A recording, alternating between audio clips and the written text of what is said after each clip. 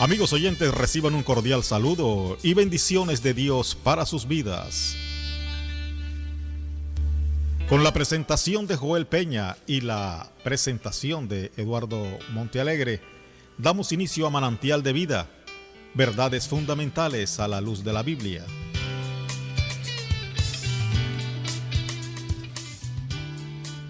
Sean todos bienvenidos. Cordial saludo, Pastor Joel.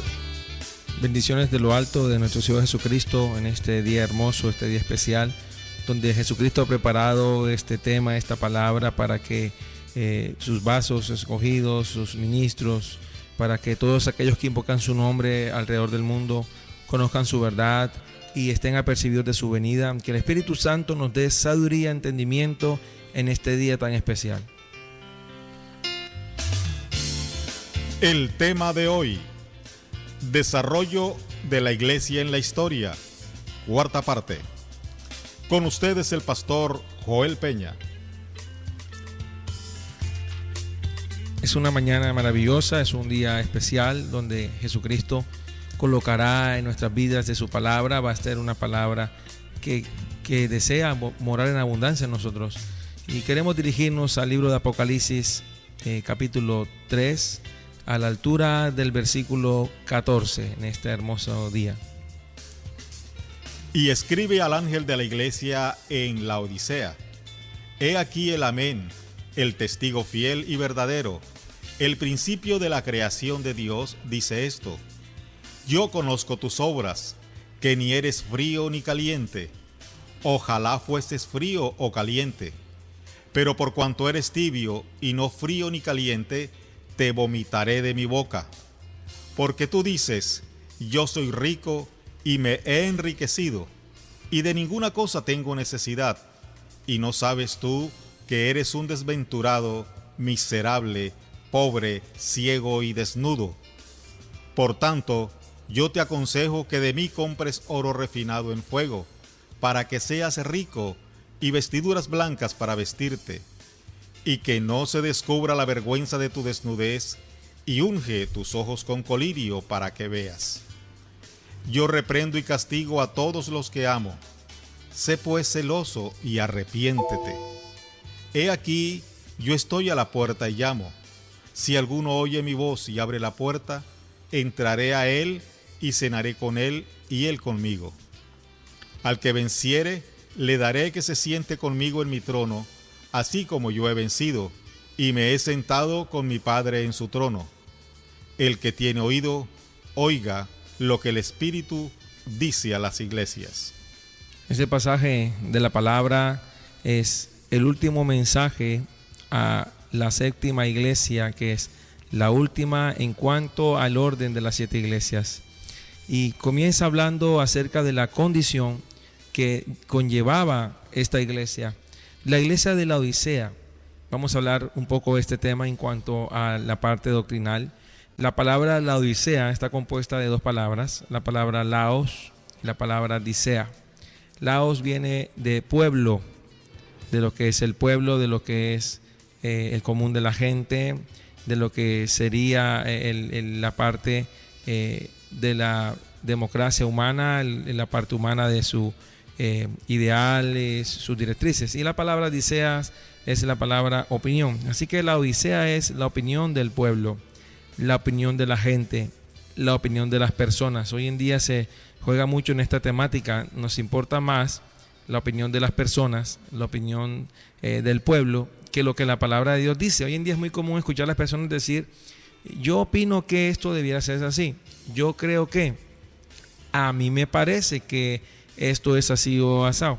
Pero la palabra de Dios está escrita, no hay manera de cambiarla, no tiene ningún tipo de componenda, es una palabra escrita, eterna, para siempre. Y más bien deberíamos decir qué es lo que la Biblia dice acerca de esta temática. La Odisea es una iglesia ubicada geográficamente en lo que era la antigua Asia Menor, y esta iglesia se le considera uno de los centros banqueros de la antigüedad más grandes, lo que era la antigua Asia Menor, en cuanto a la parte donde actualmente se encuentra la nación de Turquía. Era un centro financiero grande a nivel mundial y era una ciudad orgullosa de sus riquezas. Estaba establecida con sus hermosos templos y tenía también teatros influenciados por el mundo greco-romano. Era una ciudad que ostentaba la singular particularidad de tener dentro de sus medios de sustento el poder exportar hacia las partes del mundo lo que era la lana negra y tipos de telas especiales. Por eso esta ciudad era suntuosa en cuanto a su manera de expresar el materialismo. Eran muy dados a adorar lo sólido, lo que se podía tocar, lo que se podía ver. Ellos medían la prosperidad en base a lo que se veía o cómo se veía, lo que se conoce como la imagen, es decir, lo que se proyectaba, ¿verdad? En el griego sería la forma de la eidos, la forma de lo que son las cosas. Ellos fueron los primeros en acuñar esto en cuanto a que la prosperidad se mide por lo que se veía, y eran también los primeros productores de un polvo para el tratamiento ocular en cuanto a la parte de la terapéutica de la vista, pero también era una iglesia en cuanto al tipo de iglesia desarrollado en la historia. Escribe el ángel de la iglesia en la Odisea: he aquí el amén. ¿Por qué Cristo se presenta a esta iglesia como el amén? La palabra amén, que a veces desgastamos mucho en las congregaciones, en los mensajes, en los discursos, la palabra amén es una palabra de sensatez, de entendimiento, de comprensión. Para poder decir amén a algo, debe haberse estudiado, analizado, meditado, porque estás afirmando algo, estás diciendo que eso es así, que en verdad es así. Así que cuando Jesús dice aquí el amén, esta iglesia le está advirtiendo quién está frente a ella, quién es el que la juzga, quién es el que está observándola en todo momento. Luego dice el testigo fiel, es decir, recordando su condición de mártir, o la palabra testigo en el griego es márturos. Jesucristo es el márturos o el mártir fiel, es decir, si hay un ejemplo de fidelidad y de testimonio es la cruz del Calvario, Jesucristo en la cruz del Calvario. Y verdadero, aclaramos esta palabra, el testigo fiel y verdadero. No es una fábula, no es una ambigüedad, no es una mitología. Cristo es verdadero, es real. Inclusive Él afirmó ser la verdad y la vida en Juan 14:6. Y por eso esta iglesia le dice el principio de la creación.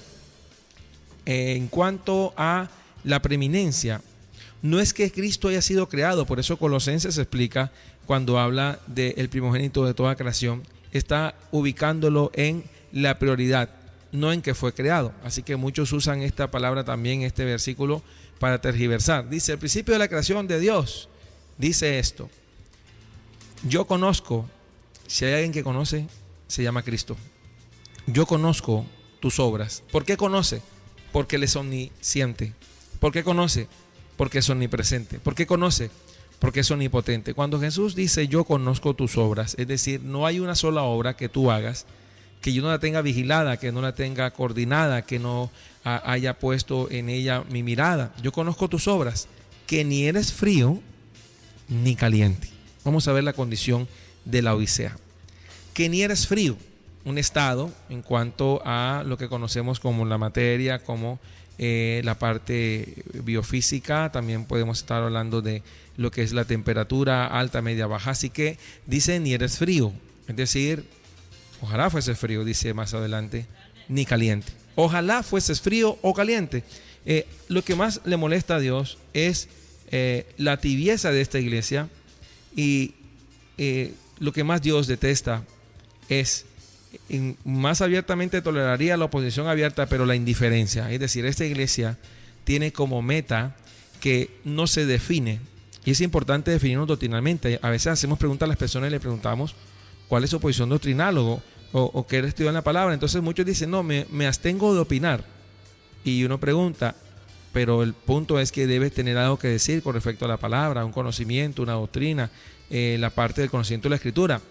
Abstenerse de opinar es una posición supuestamente neutral, pero a Dios le gusta y dice, ojalá fueses frío o caliente. Fíjense en los extremos.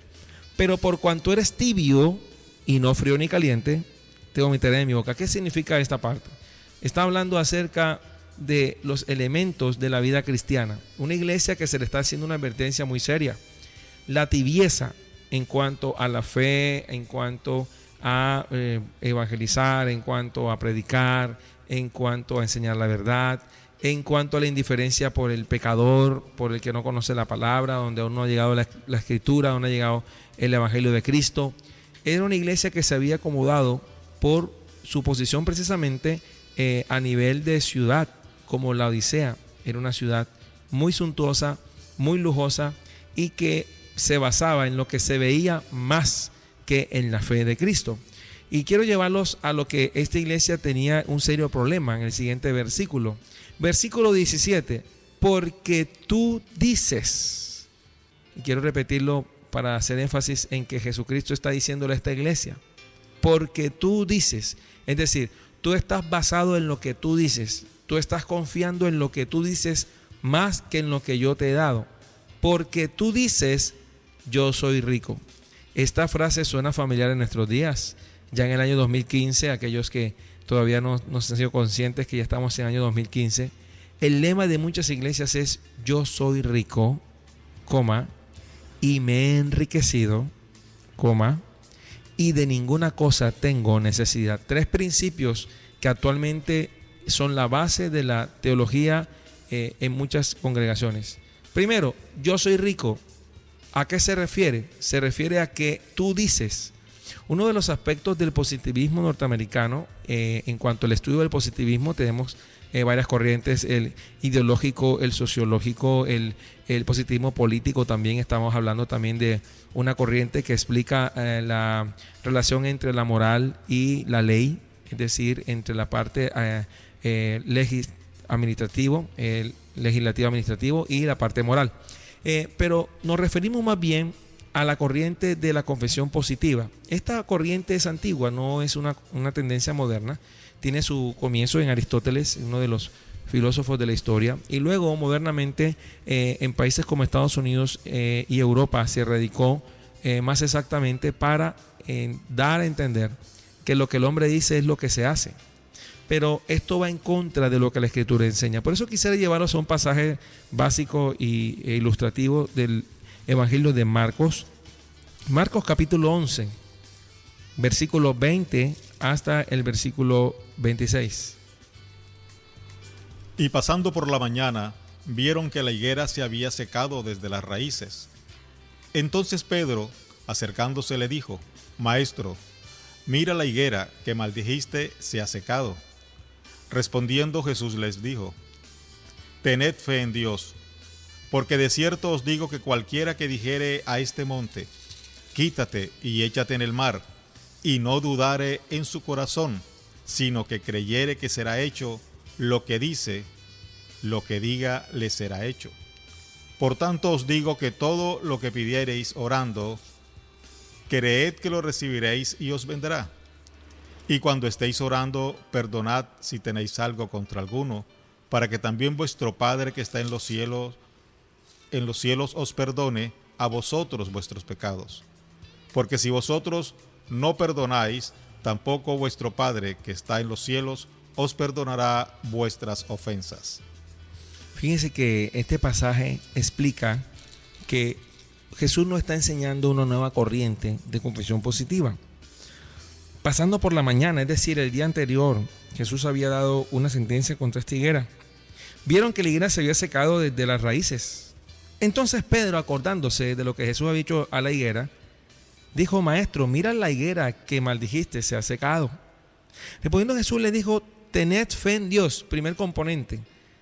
Jesús lleva a Pedro y a todo aquel que lee el pasaje a que primero es tened fe en Dios. No es lo que tú confiesas con tu boca, no es lo que tú declaras con tu boca lo que va a hacerse, porque entonces automáticamente tú te convertirías en un Dios o, en el peor de los casos, en un semidios. Es decir, estás creyendo que lo que tú dices es lo que se hace. Pero vamos a estudiar bien el pasaje. Dice, respondiendo Jesús le dijo: tened fe en Dios. Es el primer componente, la fe en Dios. No es una autodeclaración. Jesucristo está dándole la gloria al Padre Celestial.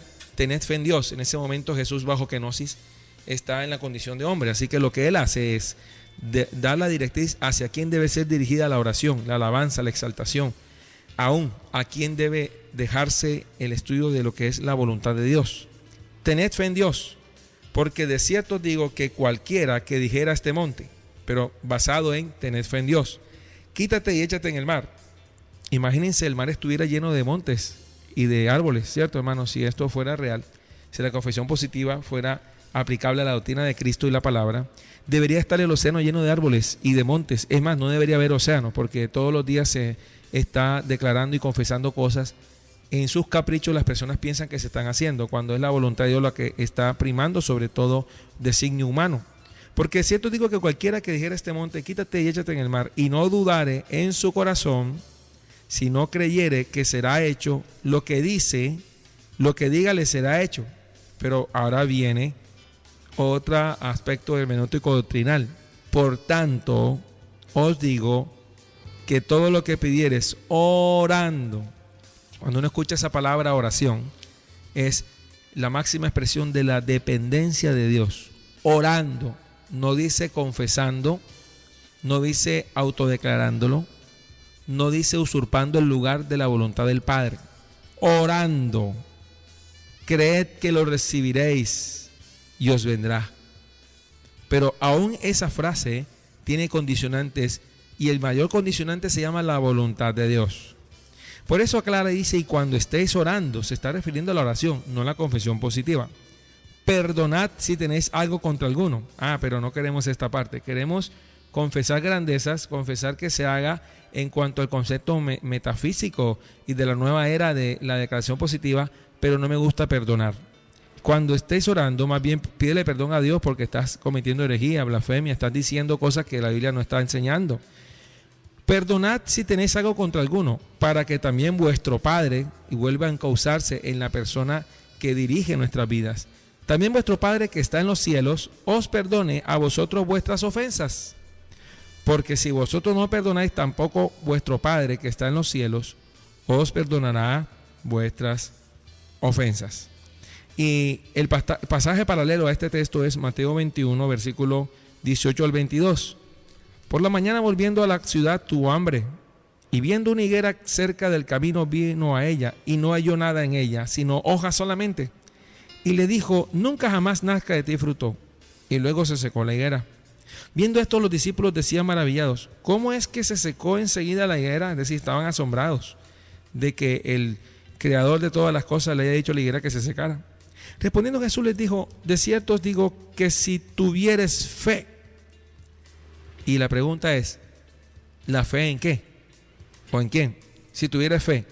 Pero el contexto total de la Escritura nos impele y nos ordena tener fe es en Dios, no en mis palabras, no en lo que yo puedo autoproducir. El ser humano como ser de la creación no estuvo en Génesis 1:1 diciendo hágase la luz. Quien estaba hablando era Dios. Desde un principio en el Bereshit, cuando la Biblia comienza a hablar de la creación, dice, en el principio creó Dios y dijo Dios. Es decir, lo que Dios dice es lo que en verdad se va a hacer. Simplemente somos vasos de Dios y en su misericordia nos ha permitido predicar su palabra, nos ha permitido orar por enfermos, pero quien se lleva la gloria al final es Dios. Por eso dice, de cierto digo que si tuvieras fe y no dudaréis, no solo haréis esto de la higuera, sino que si a este monte dijeres, quítate y échate en el mar, será hecho. Y muchos pensarán que esto hace parte de una tira cómica o de un superhéroe humano. Luego dice en 22, y todo lo que pidiereis en oración, creyendo lo recibiréis. La palabra oración tiene que ver con un vocablo griego que es sinónimo de súplica, de ruego, es decir, una actitud de humildad donde reconoce que al que se le está hablando es superior y el que está hablando es inferior. La palabra proseuge significa que estoy dependiendo de la respuesta de mi Creador, de quien yo dependo. No es una enseñanza basada en la autosuficiencia, y hay que decirlo.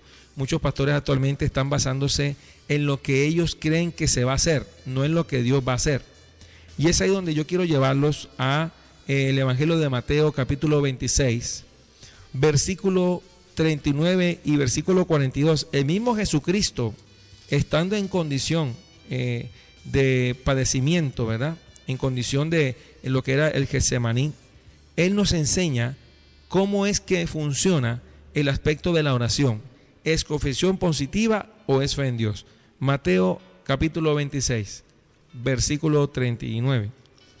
Y él se postró sobre su rostro orando y diciendo: Padre mío, si es posible, pasa de mí esta copa, pero no se haga como yo quiero, sino como tú. Jesucristo no está diciendo en este pasaje que es lo que tú dices se va a hacer. Vamos a meditar en los elementos. Se postró sobre su rostro, actitud de humillación, actitud de humildad, actitud de adoración. Orando y diciendo, es decir, está postrado sobre su rostro, no tiene altivez en su corazón, está dependiendo del Padre y diciendo: Padre mío. Primer reconocimiento que los positivistas no tienen en cuenta en cuanto a la declaración positiva es Padre mío, es decir, tienes un Padre en los cielos que es el que mueve todo el universo. Padre mío, si es posible. Jesús no dice yo declaro, yo decreto que va a pasar esto. Si es posible, ¿qué le dice Cristo al Padre? Pase de mí esta copa, si es posible, pero no sea como yo quiero. Y uno de los centros de la iglesia de la Odisea es que es lo que tú dices lo que se va a hacer. Por eso la iglesia de la Odisea dice yo soy rico, pero porque tú digas que eres rico no es que ya seas rico. De hecho, la Odisea como ciudad era una ciudad opulenta y ostentosa, pero la iglesia debería mantener una actitud humilde, porque no debe decir yo soy rico y añade más pecado diciendo y me he enriquecido por tus medios. O sea, no importa la manera en que te enriqueces. Por eso muchos se enriquecen ilícitamente, por eso muchos forzan la escritura, forzan los mensajes para obtener un lucro. Es decir, ellos dicen que son ricos y además dicen que se han enriquecido. Pero ¿qué respuesta también Jesucristo dice ahí mismo en Mateo 26, versículo 42? Otra vez fue y oró por segunda vez diciendo: Padre mío, si no puede pasar de mí esta copa sin que yo la beba, hágase tu voluntad. Aquí está el secreto del asunto en cuanto a la parte doctrinal hermenéutica. Hágase tu voluntad, es decir, dejar a Dios que Él funcione en sus designios. Recordemos que Dios ya estableció, Dios no está improvisando, los verbos están en pasado.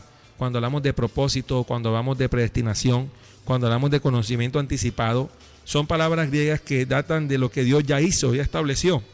Nosotros no decretamos porque Dios ya ha decretado las cosas. Dios decretó que el sol diera luz, que la luna fuera la lumbrera menor. Dios decretó el día y la noche. Dios decretó toda la parte cosmológica, las fuerzas cosmofísicas, todo lo que tiene que ver con el movimiento de los astros, los cursos estelares están definidos, qué es un cometa, qué es una supernova. Dios definió todos estos aspectos, así que no podemos improvisar diciendo de que Dios está improvisando en cuanto a lo que Él está diciendo y que yo tengo el poder para decir y que se haga. Pues esto no es así, porque Jesucristo se mantuvo en hágase tu voluntad. Y al final en el versículo 44 dice: y dejándolos se fue de nuevo y oró por tercera vez diciendo las mismas palabras. Es decir, no fue una confesión positiva, dijo hágase tu voluntad. Así que la Odisea dice: yo soy rico y me he enriquecido y de ninguna cosa tengo necesidad. Lastimosamente la Odisea hoy en día juega con la necesidad de las personas. Todos tenemos necesidades. Aún dice la palabra que Jesús tuvo hambre, tuvo sed. Jesucristo descansaba, estaba en kenosis, es decir, estaba en condición de hombre. Filipenses 2, 5 al 8 lo revela. Dice que Él, estando en condición de hombre, no escatimó el ser igual a Dios como cosa que afuera, sino que se despojó de sí mismo, tomando forma de siervo. Es decir, el Hijo de Dios se sometió a la voluntad del Padre. Él estuvo sometido bajo la kenosis, que es la palabra despojamiento en griego, para que usted me entienda. Y Él dependía del Padre. Ahora, ¿soy yo mayor que Cristo? La Odisea dice: yo soy rico y me he enriquecido y de ninguna cosa tengo necesidad. Pero vamos a ver cómo Dios ve a la Odisea. Y no sabes que tú eres. Ni siquiera Jesús le dice o le muestra, dice que tú eres. Es decir, tú dices, pero tú eres. Tú dices que eres rico, pero tú eres un desventurado. Tú dices que te has enriquecido, pero eres un miserable. Tú dices que ninguna cosa tienes necesidad, pero eres pobre. Y además de eso añade ciego y desnudo. Es decir, sin Cristo, ¿qué es la iglesia? La iglesia sin Cristo no tiene salvación, no tiene esperanza, no tiene un refugio, no hay sangre, entonces no hay redención. No hay redención, entonces no hay propiciación. Es decir, esto funciona solamente con que dependamos única y exclusivamente de nuestro Señor Jesucristo. Ahora, la Odisea es la máxima expresión de la autosuficiencia. Esta iglesia se le hace advertencia seria. No sabes que tú eres. Y quiero hablar un poco de esta parte. El desventuramiento tiene que ver con el estar abandonado a su propio designio. Un desventurado es alguien que no tiene esperanza. Sin Cristo, Jesús dijo claramente, separados de mí, nada podéis hacer. Segundo, miserable. ¿Cuál era la condición nuestra como hombres y seres humanos antes de Cristo llegar a mi vida? Éramos miserables. Es decir, éramos dignos del infierno, del juicio de Dios. Y quiero decirle a aquellos que aún no conocen a Cristo que el Señor está enviando su voz por el mundo a través de los evangelistas, a través de los misioneros, donde éste está llamando al arrepentimiento. Es Él el que está llamando. Miserable, dice la palabra, pobre, ciego, condiciones decrépitas, pobre. Es decir, la iglesia no puede jactarse de autosuficiente diciendo de que ella misma es la que está logrando sus alcances, cuando ya en el madero se obtuvo esa victoria, ¿verdad? Ya en la cruz del Calvario alguien ya pagó por nosotros ese pecado, esa iniquidad fue llevada en el Calvario. Ciego, esta iglesia de la Odisea de hoy en día, y quiero hablar de esta etapa. La Odisea es una etapa que arranca en base a la época de la iglesia misionera en cuanto, bueno, a su mayor auge. Siempre ha habido la Odisea, pero en nuestros días, a partir de lo que es la era misionera del siglo XVIII y XIX, entrado el siglo XX, entró una corriente a nivel mundial. En el siglo XX y XXI en que estamos, ha primado lo que es la metafísica, lo que es, vuelvo y repito, la confesión positiva, la nueva era, que se introduce en la iglesia cristiana. Y quiero decirte algo, la fe no es positivismo, porque Hebreos capítulo 11, versículo 1 enseña un orden. Y quiero dirigirnos allá al libro de Hebreos, capítulo 11. ¿Cuál es la diferencia entre el positivismo y la fe? Una diferencia radical. En el capítulo 11 de Hebreos, a la altura del versículo 11 dice, del versículo 1, es pues la fe, la certeza, no habla de una declaración. La certeza no tiene que ver con la boca, sino con la certeza de lo que se espera, esperar. La convicción tampoco tiene que ver con la boca, la convicción de lo que no se ve. Entonces, basado en esto, tuercen el pasaje para decir que tenemos que decir a las cosas. Y quiero decirte algo, es Dios el que llama a las cosas que no son como si fuesen. Es el Señor, no nosotros. Nosotros simplemente hacemos lo que enseña el concepto de Isaías 45, cuando Dios le habla a Ciro como rey, le dice que lo había levantado a él para hacer su propósito. Es decir, dice, aunque tú no me conociste, yo te levanté. Es decir, Dios hablando en el libro de Isaías a Ciro, le está hablando de su omnipotencia, su omnisciencia y omnipresencia. Es decir, yo puedo hacer lo que yo quiero, dice Dios. Nosotros no dependemos de lo que Él ha designado. Ahora, como yo no conozco qué va a pasar mañana, entonces mi absoluta reverencia en oración es decir, Señor, ayúdame el día de mañana o ayúdame en este día. El tiempo que resta de este día miércoles no sabemos qué va a suceder, así que decimos, Señor, hágase tu voluntad, estoy en tus manos, guíame para saber qué debo hacer. Es decir, en todo momento en ese tipo de oración estás dependiendo de Dios, no en tu autosuficiencia o autojactancia. Ahora, esta iglesia, Dios la ve así. Primero, tibia. La tibieza espiritual actual es nefasta. Hay tanta apatía por el estudio de la palabra en nuestros días que es más importante o está más de moda lo que dice tal o cual predicador a lo que dice la Escritura. Es más, no gastan en decir, bueno, vamos a leer la palabra, si es verdad, como hicieron los hermanos de Berea con el apóstol Pablo. Ellos vieron, listo, era Saulo de Tarso, está predicando un maestro judío, perteneciente al judaísmo, ahora es de la iglesia cristiana, pero vamos a ver en la Escritura si estas cosas son así, como él dice. Si la iglesia de Berea cumplía lo que es el examen escritural, ¿por qué nosotros en nuestro día no lo vamos a hacer? Teniendo ahora ya completamente el canon. En una iglesia debe ser caliente, no fría ni tibia. Pero esta iglesia se acomodó en lo tibio. Es decir, yo soy rico y me he enriquecido y de ninguna cosa tengo necesidad, decían ellos. Y la respuesta de Dios, ¿no sabes que tú eres un desventurado, miserable, pobre, ciego y desnudo? Por tanto, yo te aconsejo. Ahora viene el consejo de Dios. A mí me gusta cuando el apóstol Pablo allí, en el libro de Hechos, a la altura del capítulo 20, le recuerda a la iglesia cuando iban a Mileto, cuando estaban en Mileto, la temática central de su mensaje. Pablo no había rehusado predicarles todo el consejo de Dios a estos hermanos, y por eso él le dice allí en el capítulo 20 del libro de Hechos, les habla acerca de lo que él había enseñado, había proclamado en la palabra, ¿verdad? Y dice el versículo 20: y como nada que fuese útil he rehuido de anunciaros y enseñaros públicamente y por las casas. Y dice: testificando judíos y gentiles acerca del arrepentimiento para con Dios y de la fe en nuestro Señor Jesucristo. Ahora aquí, ligado yo en espíritu, voy a Jerusalén sin saber lo que allá me ha de acontecer, salvo que el Espíritu Santo por todas las ciudades me da testimonio diciendo que me esperan prisiones y tribulaciones. Pero en ninguna cosa hago caso, ni estimo preciosa mi vida para mí mismo, con tal que acabe mi carrera con gozo y el ministerio que recibí del Señor Jesús, para dar testimonio del Evangelio de la gracia de Dios. Y ahora he aquí, yo sé que ninguno de todos vosotros, entre quienes he pasado predicando el reino de Dios, verá más mi rostro. Por tanto, yo os protesto en el día de hoy que estoy limpio de la sangre de todos, porque no he rehuido anunciaros todo el consejo de Dios. Ahora está diciendo Cristo: por tanto, yo te aconsejo que de mí compres oro refinado en fuego. ¿Qué debe hacer la iglesia? La iglesia de la Odisea, que es una iglesia autosuficiente, una iglesia que se jacta diciendo yo soy rico y me he enriquecido y de ninguna cosa tengo necesidad, debe decir más bien comprar oro refinado en fuego para que seas rico. Es decir, ¿cuál fue el precio por nuestra vida? La sangre de Cristo. ¿Por qué está hablando de oro refinado en fuego? La prueba, la tribulación, ello conlleva a la perseverancia. Cristo no dijo que el evangelio y seguir el camino iba a ser fácil. Al contrario, Él dijo: en el mundo tendréis aflicciones, pero confiad, yo he vencido al mundo. Ahora, qué extraño que el Hijo de Dios, siendo el más importante en cuanto a la revelación escritural, está diciendo esas palabras. En el mundo van a tener aflicción, pero confíen, yo he vencido al mundo. ¿Qué les parece eso?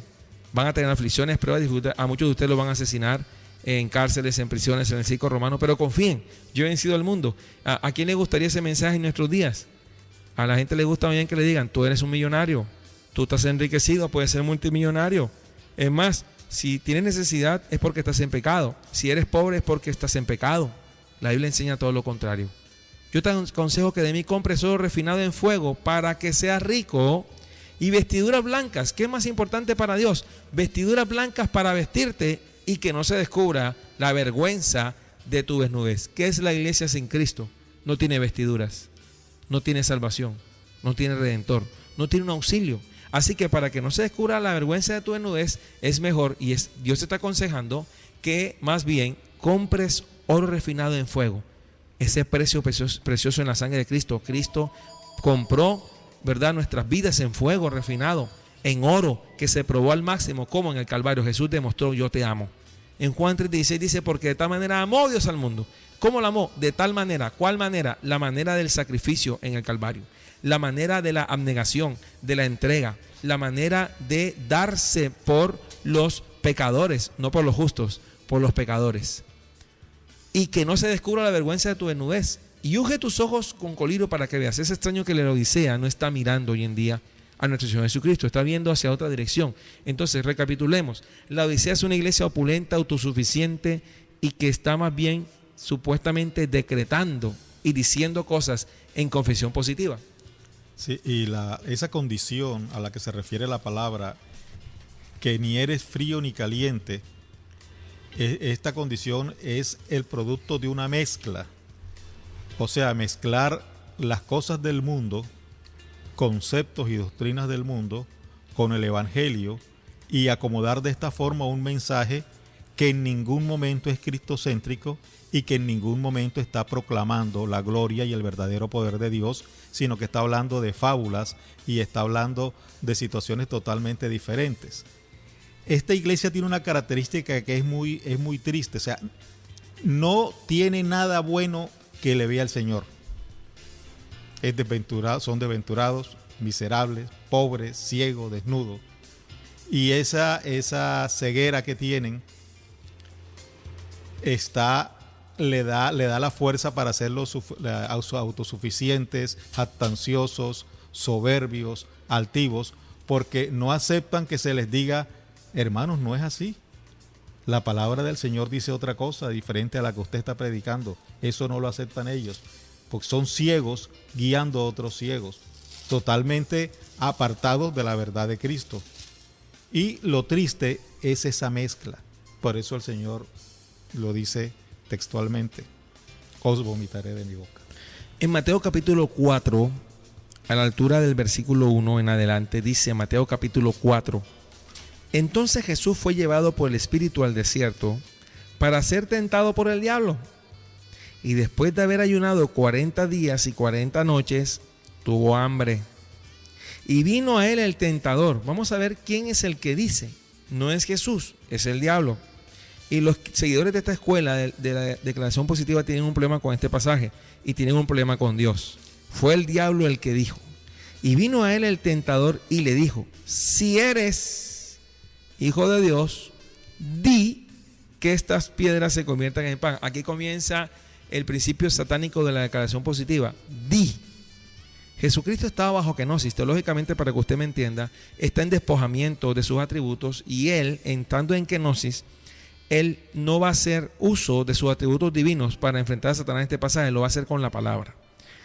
Cuando usted quiere preguntar qué es la kenosis, es la que explica Filipenses 2, 5 al 11, cuando habla de que se despojó a sí mismo. Es decir, eso fue lo que hizo Cristo. En despojamiento de sus atributos divinos, él tenía que venir a estar en relación con el ser humano, jugando bajo las reglas del ser humano. La gravedad lo afectaban las emociones en cuanto a el llorar, el gozarse. Estaba en condición de hombre. Ahora, le dice el diablo: di, o sea, le está tentando. Si eres Hijo de Dios, di que estas piedras se conviertan en pan. Fíjense, fácilmente Jesús pudo declarar, decretar, decir positivamente: piedra, hazte pan. Él respondió y dijo en el versículo 4, Jesucristo de Nazaret, el Hijo de Dios y también el Hijo del Hombre: escrito está. Jesús se va como máxima apelación, se va a la Escritura. Jesucristo, como su mayor apoyo, se va a la Escritura, que él mismo había determinado, que el Padre de nuestro Señor Jesucristo había determinado. Él no va por el lado de la argumentación, no va a entrar en una discusión con Satanás, no va a entrar a demostrar, o no va a entrar a hacer una apología de lo que es el estudio de la deidad. No, Jesús simplemente le dice al diablo: escrito está, no solo de pan vivirá el hombre, sino de toda palabra que sale de la boca de Dios. ¿Por qué el pueblo de Dios del 2015 no puede decirle esto al diablo cuando venga la tentación? En cuanto a la parte financiera, o en la parte alimenticia, o en la parte de sustento. ¿Por qué no eres capaz de decirle: ¿sabes qué, diablo? ¿Sabes qué confesión positiva? ¿Sabes qué corriente extraña, espíritu de engaño? ¿Sabes qué doctrina de demonios? ¿Sabes que no solo de pan vive el hombre? Escrito está, sino de toda palabra que sale de la boca de Dios. Seamos capaces en el 2015 de decirle esto a todas las personas que están profesando esta doctrina. Nuestra suficiencia proviene de Dios, no de nosotros mismos. No es un culto al hombre o a la humanidad. Lastimosamente, al hombre se le ha colocado en el centro, y el hombre no es el centro del universo. El universo tiene un creador, tiene un rey, tiene un Dios. Se llama el Padre de nuestro Señor Jesucristo. Es el Rey de Reyes, Señor de Señores. Entonces, entendamos esto en palabras muy entendibles. No somos nosotros el centro, es Jesucristo. Lo último que fue colocado en la creación, según el Bereshit, es al hombre. En el sexto día, al final, después de crear los seres terrestres, se coloca al hombre. Es decir, fue el último en colocarse en la escena. Pero el hombre, en su corriente filosófica y doctrinal, piensa que él es el centro del universo.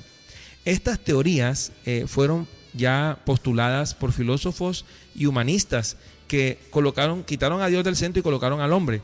Esa famosa teoría o doctrina del superhombre, la doctrina del superyo, del ego amplificado, del positivismo, de la corriente positivista de declaración positiva, todo eso no proviene de Dios. Proviene de un espíritu jactante, autosuficiente, donde el problema es que no sabes qué va a ser de ti necio mañana. Mañana vienen por tu alma, vienen a pedir tu alma. ¿Qué harás? Porque hay un texto que dice: haré mis graneros más grandes y los derribaré y los haré mejores. Alma, muchos días te restan y tal y tal. Y la respuesta de Dios es: necio, esta noche vienen a pedir tu alma. ¿Qué harás? ¿Será que el hombre es capaz de retener dentro de sí su espíritu una vez que el Padre determine que ese espíritu salga del cuerpo? ¿Serás que tiene potestad sobre ti mismo, tú sabiendo el día de tu muerte? Cuando tu oración más bien debería ser que el día de mañana se haga la voluntad de Dios. No jactarte. Por eso es claramente establecido en el libro de Santiago, hablando de esta misma temática. Yo quisiera dirigirme allá al libro de Santiago, donde habla del día de mañana. Santiago capítulo 4, versículo 13. Vamos ahora a los que decís: hoy y mañana iremos a tal ciudad. Los que decís, es decir, esto hace parte de la corriente de la declaración positiva. Vamos ahora a los que decís: hoy y mañana iremos. Bueno, debería hacerse lo que yo digo, ¿no? A tal ciudad y estaremos allá un año. Fíjense, hasta el tiempo ellos lo pronosticaron. Y traficaremos y ganaremos, cuando no sabéis lo que será mañana. Porque ¿qué es vuestra vida? Ciertamente es neblina que se aparece por un poco de tiempo y luego se desvanece. En lugar de lo cual deberíais decir: si el Señor quiere, y aquí viene la dependencia de Dios, viviremos. Si el Señor quiere, viviremos y haremos esto o aquello. Pero ahora os jactáis en vuestras soberbias. Toda jactancia semejante es mala. Quiero aclarar que Santiago, siendo Jacobo, está enseñando es pecado vanagloriarse de lo que vas a hacer supuestamente con tu boca. Hay gente que construye un edificio con la boca, pero cuando lo va a llevar a cabo es un problema. No encuentra cómo hacerlo. No es lo que tú dices. Tú dices que eres rico y estás enriquecido y de ninguna cosa tienes necesidad, pero ¿cómo te ve el Señor? Desventurado, miserable, pobre, ciego y desnudo. Es decir, los pasajes están demostrando por la Escritura que nuestra posición debe ser de humildad, de dependencia total en la oración, de pedir a Dios y que Él haga su voluntad sobre nuestras vidas. Eso es lo que Dios está diciendo. Eso es lo que Dios afirma en su palabra, que nosotros dependemos de Él. Ahora bien, nosotros tenemos una fe que el Señor nos ha dado y con base en eso vamos colocando en oración aquellas cosas que queremos lograr, aquellas cosas que nos motivamos a conseguir, lo que son nuestros propósitos conforme a la voluntad de Él. Y entonces en oración buscamos estas cosas, en oración le pedimos, tenemos confianza en Él, nuestra esperanza está en Él, nuestra vida está en Él. Cuán diferente es cuando en nuestra altivez, en nuestra jactancia, en nuestra arrogancia, comenzamos a declarar, comenzamos a decretar cosas, donde es como la teología del yo-yo. Yo declaro, yo decreto, yo digo, yo opino, yo pienso, y yo, y yo, y yo. Y se deja de lado la voluntad del Señor. Cuánta ignorancia hay en esta apreciación. Hechos capítulo 16, versículo 6. Otro ejemplo de que no es lo que yo digo, es lo que Dios ha determinado, es lo que Dios ya ha decretado. Otro ejemplo clásico de la palabra de Dios. Hechos capítulo 16, versículo 6. Y atravesando Frigia y la provincia de Galacia, les fue prohibido por el Espíritu Santo hablar la palabra en Asia. Les fue prohibido. Es decir, ellos querían ir a una región del mundo en esa época y el Espíritu se los prohíbe. ¿Pero qué les prohibió? Hablar la palabra en Asia. Entonces, si era lo que ellos querían y determinaron, el Espíritu se los impidió, se los prohibió. Y cuando llegaron a Misia, que era otra parte de lo que conocemos hoy en día como la parte de Eurasia, cuando llegaron a Misia, intentaron ir a Bitinia, pero el Espíritu no se lo permitió. Es decir, ¿quién es el que está decidiendo la escena? Es el mismo Señor, es el Espíritu Santo, es Dios. El Espíritu no se los permitió. Y pasando junto a Misia, descendieron a Troas. Fíjense, ellos querían ir lo que se conoce actualmente como el Mar Negro. Querían subir hacia esa parte que es la frontera entre Asia y Europa. Querían ir hacia arriba. Y el Señor quería que fueran en dirección contraria. Versículo 10, y se le mostró a Pablo una visión de noche, versículo 9. un varón macedonio, fíjense, Macedonia está del otro lado del el estrecho, ¿verdad? Hoy en día conocemos esto como el estrecho del Bósforo. Dice, se le mostró una visión de noche, un varón macedonio estaba en pie rogándole y diciendo, pasa a Macedonia, que es una parte ya más continental, y ayúdanos. Cuando vio la visión, enseguida procuramos partir para Macedonia, dando por cierto que Dios nos llamaba para que les anunciásemos el evangelio. Es decir, no era lo que ni siquiera Pablo quería o había determinado, es lo que Dios había determinado. Por eso el Espíritu Santo les prohíbe ir hacia esta parte del mundo, ¿verdad? Intentaron ellos ir a esa zona, pero el Espíritu les prohíbe. El Espíritu le impide. ¿Por qué? Dios es el que decreta, Dios es el que ordena, Dios es el que manda. Yo soy simplemente su vaso, soy su siervo escogido. Por eso cada día debo pedirle a Dios en oración, Señor, muéstrame tu voluntad. Yo no quiero ser como la Odisea, una iglesia jactante, una iglesia que dice que es rica, que se ha enriquecido y que ninguna cosa tiene necesidad. Al contrario, en mi necesidad te alabo, en mi necesidad te adoro, en mi necesidad tengo que expresar mi alabanza, mi agradecimiento. Sin ti no soy nada, Señor. Yo no soy rico, tú me enriqueces. Yo no me he enriquecido. Si tú deseas enriquecerme, Señor, en tu voluntad, bien. Y si no, gracias a ti te alabo y te adoro. No soy materialista, no tiendo a adorar lo que puedo tocar o ver. No te mido por lo que me das. Ya hiciste en el Calvario lo suficiente. Ya me amaste, me demostraste que me amas. Simplemente me queda a mí que agradecerte y adorarte por todas las cosas que tú nos has dado. Así que es importante saber que la Odisea tiene muchos aspectos que debe arrepentirse, porque Jesús le manda a esta iglesia que se arrepienta. A esta iglesia se le dice, unge tus ojos con colirio para que veas. ¿Cuál es otro de los aspectos que la doctrina en cuanto a la actual iglesia de la Odisea, en cuanto al tipo de iglesia, no que se llame la Odisea, sino que es el tipo de iglesia en su manifestación? Otro de los componentes de esta iglesia apóstata es que ya no espera a Jesucristo. Por eso le dice en el versículo 19, yo reprendo y castigo a todos los que amo. Jesucristo reprende y castiga. Alguien una vez me dijo, no, pastor, Dios no castiga a nadie. Espérate, Dios castiga a sus hijos. Si no te castiga a ti es porque no eres su hijo. Yo reprendo y castigo a todos los que amo. Una de las vertientes del gnosticismo actual y moderno es que Dios no castiga, que Dios no hace juicio. Pues déjame decirte que hay un día preparado para el juicio de Dios. Y Dios dice la palabra de que castiga a todos los que ama. Sé pues celoso y arrepiéntete. Qué extraño que a esta iglesia se le está ordenando que se arrepienta. ¿Qué ha hecho esta iglesia? Lo siguiente, versículo 20. He aquí yo estoy a la puerta y llamo. Extraño. Jesús está a la puerta, no está dentro, está afuera.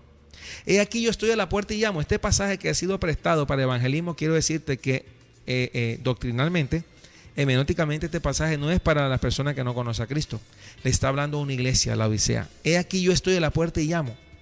Si alguno oye mi voz, increíble, una iglesia que no oye la voz de Dios, una iglesia que no oye la voz de Cristo, lo dejó afuera y además de eso no escucha su voz. Si alguno oye mi voz y abre la puerta, que no sé quién fue que se la abriste, pero a mí no me la abriste, y abre la puerta, entraré a él y cenaré con él. ¿Quién entra primero? Jesucristo. Entrará a él y cenaré con él y él conmigo. Pero ¿cuándo se va a dar eso a cabo? Hoy en día se está negando la venida del Señor. Se niega el levantamiento de la iglesia. Una de las componentes de la iglesia de la Odisea, que actualmente es como un modelo que se sigue a nivel mundial, es que se están burlando de lo que es el arrebatamiento de la iglesia, o el llevamiento, o el levantamiento. Muchas personas tienen problemas con la sintaxis de esta palabra. Bueno, el levantamiento de la iglesia, la parousia, la epifanía, tienen problemas con esta parte. Mucha iglesia actualmente y muchos predicadores, hermano Eduardo, están burlándose del arrebatamiento de la iglesia. Se están burlando de lo que Dios ya ha decidido. Jesús dijo, ciertamente vengo cuando, vengo en breve, ¿verdad? Yo vengo pronto. Es lo que Jesús está diciendo doctrinalmente en la palabra. Es el énfasis que está hablando de su venida, de su advenimiento. Precisamente esta iglesia, por vivir en una autosuficiencia, por ser tan jactanciosa y separada de lo que es la palabra de Dios, se proclama como una iglesia conquistadora, una iglesia que va a conquistar reinos, una iglesia que quiere implementar el reino de Dios ahora. Y no se necesita, entonces, según esa premisa, la venida de Jesús, puesto que esto impediría el accionar de esta iglesia, la iglesia conquistadora, la iglesia que va a ser líder y protagonista en la política mundial. La iglesia que va a poner presidentes, la iglesia que pone senadores, la iglesia que pone alcaldes, gobernadores, magistrados. Esta es la iglesia que se jacta de que no le hace falta nada, de que tiene ese poder. Y entonces dentro de estas premisas niegan la venida del Señor. Es más, una vez yo escuchaba a uno de estos individuos en una de sus prédicas donde decía que aquel que desease la venida del Señor era un cobarde porque no estaba aceptando el reto que implanta la iglesia de hoy, que es conquistar el mundo y prepararlo. Y solo cuando esta iglesia decida que ya es la hora de la venida, entonces decretan que venga Cristo conforme está en su palabra, pero en el tiempo de ellos. No en el tiempo de Dios. Pedro capítulo 3, versículo 1 en adelante. Segunda de Pedro capítulo 3.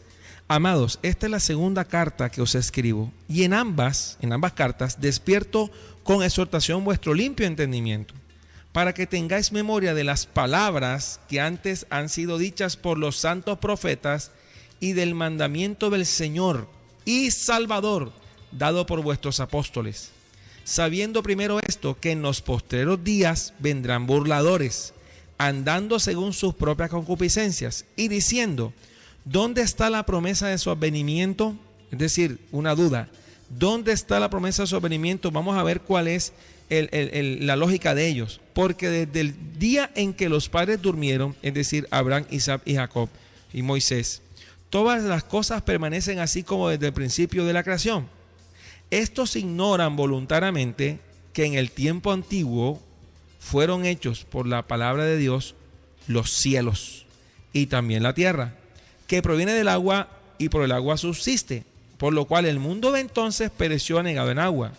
Pero los cielos y la tierra que existen ahora están reservados, fíjense, por la misma palabra, todo está bajo la palabra, están reservados por la misma palabra, guardados para el fuego en el día del juicio y de la perdición de los hombres impíos. Mas, oh amados, no ignoréis esto, que para con el Señor un día es como 1000 años, y 1000 años como un día.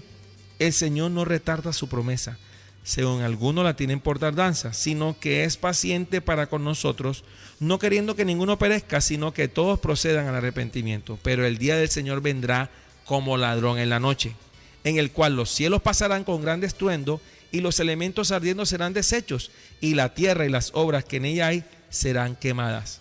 Puesto que todas estas cosas han de ser deshechas, ¿cómo no debéis vosotros andar en santa y piadosa manera de vivir, esperando y apresurándoos para la venida del día de Dios, en el cual los cielos encendiéndose serán deshechos, y los elementos siendo quemados se fundirán?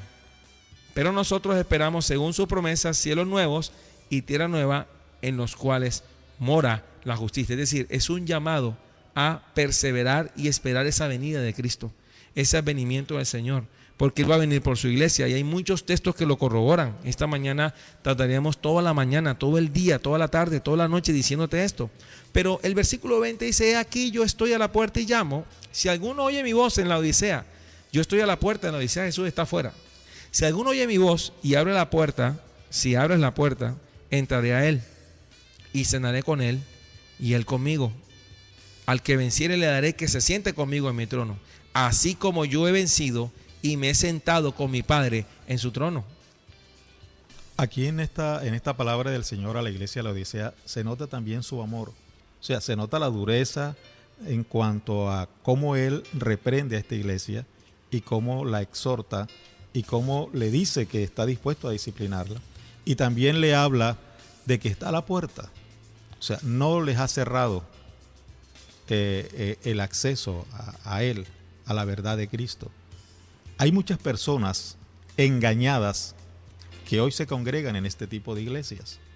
Hay muchas personas que son poco estudiosas de la palabra y solamente se alimentan con lo que están recibiendo en estas congregaciones apóstatas, en estas congregaciones que tienen la característica que hoy se está diciendo, que no son frías ni son calientes, sino que son una mezcla.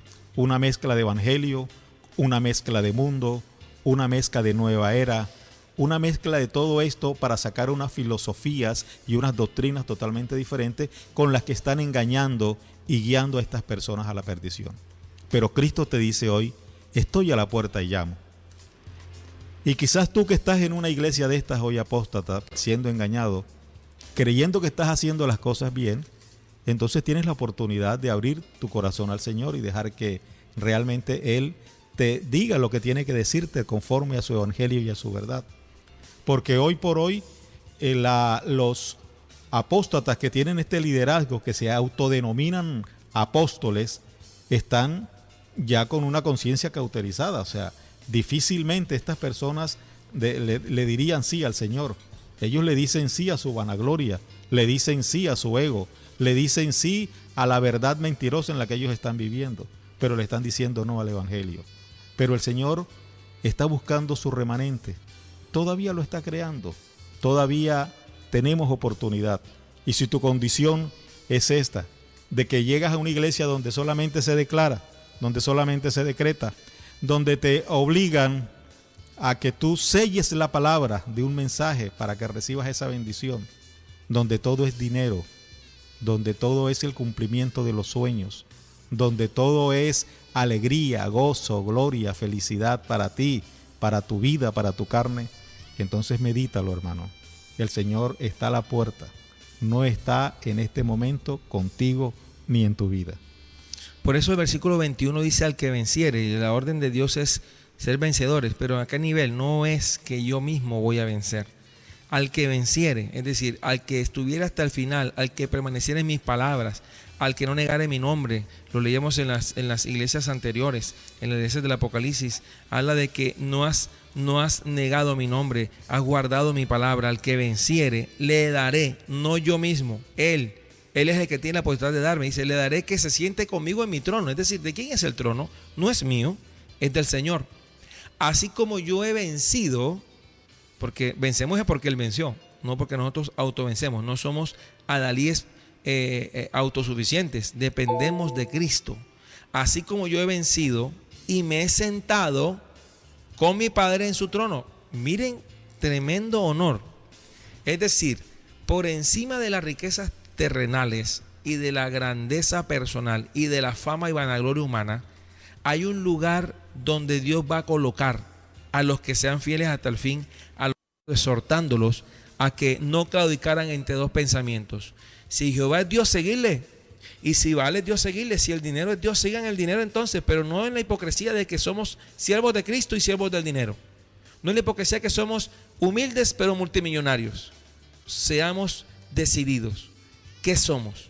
Somos baalistas, es decir, seguimos el baalismo o más bien el balaamismo de Balaam, o somos como Elías, decididos por Cristo, solamente por Él, y por causa de Él estar aún a padecer el martirio, la muerte y la persecución. Porque no es posible dejarnos vender una doctrina materialista cuando la iglesia a nivel mundial está padeciendo en diferentes naciones. Quiero dar una palabra de consuelo a aquellos hermanos que están padeciendo persecución, están sufriendo discriminación, están padeciendo que sus templos los están quemando, están padeciendo el rechazo social. No importa, en el mundo tendrás esa aflicción, pero confía, Cristo ha vencido al mundo, así que no te entristezcas, al contrario, levanta la mirada porque aquel día está más cerca que nunca. Es la palabra de esperanza que enviamos a aquellos que están buscando dónde congregarse en un lugar verdadero. Si hay una iglesia que está buscando, si hay un remanente fiel, si hay pastores que están pastoreando las ovejas, si hay ministros que están padeciendo por las almas, si los hay, solamente debes orar y buscar para que no encuentres, Señor, en esa condición de miserable, pobre, ciego, desnudo, desventurado. Si hay una iglesia que está siendo perseguida, si hay una iglesia que se humilla ante el Señor, si hay una iglesia que busca guardarse en santidad y en hacer la voluntad de Dios, esa iglesia existe. Es el remanente que tiene el Señor. Es la iglesia que un día va a ser arrebatada con Él. Esa iglesia hoy está en el mundo. Quizás es invisible. No tiene esa fuerza para tener medios de comunicación, canales de televisión, apoderarse del protagonismo de decir que nosotros somos la iglesia de Jesucristo cuando no lo son. Pero la iglesia sigue predicando la palabra. la iglesia sigue creciendo. El Señor la sigue honrando, el Señor la sigue prosperando. Quizás tú que estás hoy congregándote en una iglesia que está torcida de la palabra de Dios, el Señor te está hablando hoy para que recapacites y vuelvas a la senda en la cual tienes que caminar realmente. A mí particularmente, pastor, me molesta mucho el protagonismo y la altivez que manejan este tipo de líderes religiosos en estas iglesias, donde ellos se autoproclaman los representantes prácticamente de la verdad de Cristo aquí en la tierra, y lo que ellos digan tiene que ser así, y lo que ellos digan es la verdad absoluta, donde la Biblia ya prácticamente no tiene el valor que debería tener, sino son los conceptos y las visiones que ellos manejan.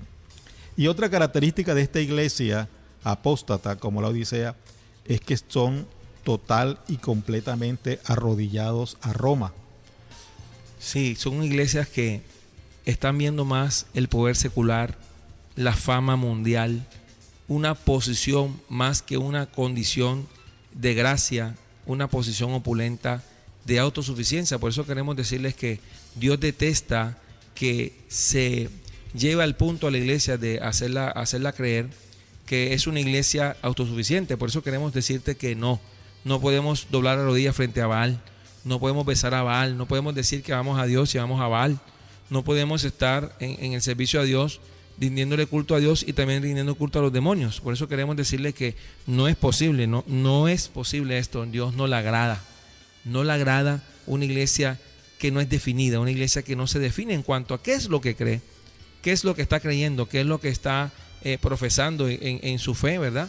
Entonces es importante tener en cuenta que Jesucristo quiere una iglesia pura, sin mancha, sin arruga, sin cosa semejante, una iglesia que no se haya mezclado, una iglesia que no depende de lo que el hombre dice, sino de lo que la palabra dice. Y por eso queremos instarte a que sepas lo que la Escritura dice en 1 Tesalonicenses 4:17. Habla de que nosotros los que vivimos, los que hayamos quedado, seremos arrebatados juntamente con ellos en las nubes para recibir al Señor en el aire, y así estaremos siempre con el Señor. Es tiempo de esperarle en los cielos. Él viene pronto y no nos desanimemos, porque muchos quieren burlarse de esta temática, pero la Odisea es la expresión final, es decir, es la última etapa, la etapa jactante de la iglesia. Pero a esa iglesia hay un problema: no se da cuenta que el Señor ya vino sobre ella, no se va a dar cuenta cuando el Señor venga sobre ella, no se va a dar cuenta cuando el Señor levanta a su iglesia.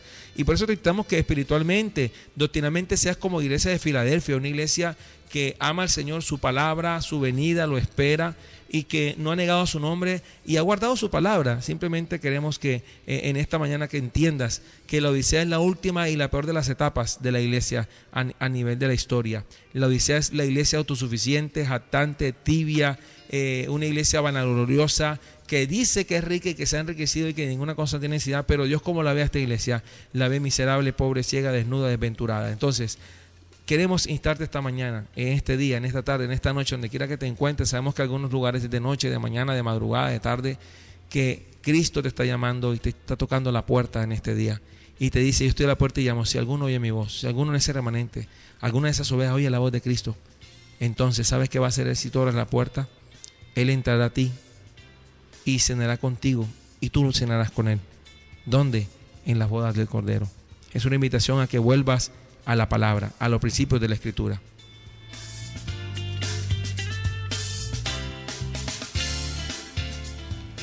Estamos presentando Manantial de Vida, verdades fundamentales a la luz de la Biblia.